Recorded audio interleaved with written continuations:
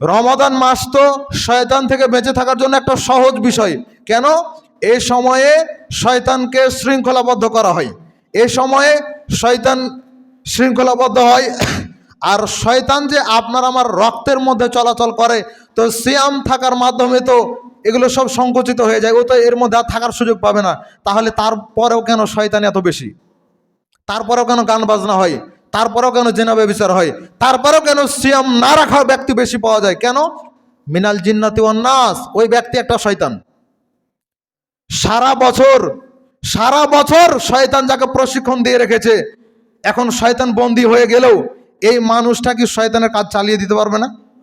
তাই করছে যে তুমি বন্দী হয়ে গেছো তাতে কোনো সমস্যা নাই, তুমি 1 মাস বন্দী হয়ে থাকবে, সারা বছর তো তুমি আমাদের পিছনে কেটেছো, তোমার উপকার করে দেবো এই 1টা মাস। তাই করছে। নিজেকে বাঁচিয়ে রাখার জন্য চেষ্টা করেন। আল্লাহ সুবহানাহু ওয়া তাআলা আমাদেরকে তৌফিক দান করুন, আমিন।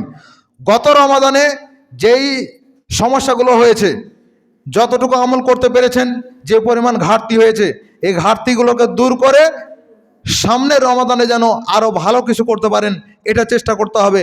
আপনার আমার ঠিক মনে থাকে কি ঘাটতিগুলো হয়েছে, সেগুলো একটু মাথায় নিয়ে এসে স্মরণ করে ওই ঘাটতিগুলোকে পূরণ করে আরো অগ্রবর্তী হওয়ার জন্য চেষ্টা করতে হবে। অগ্রগামিতা চাই রমাদানের ক্ষেত্রে। আল্লাহ সুবহানাহু ওয়া তাআলা আমাদেরকে কবুল করে নিন, আমিন।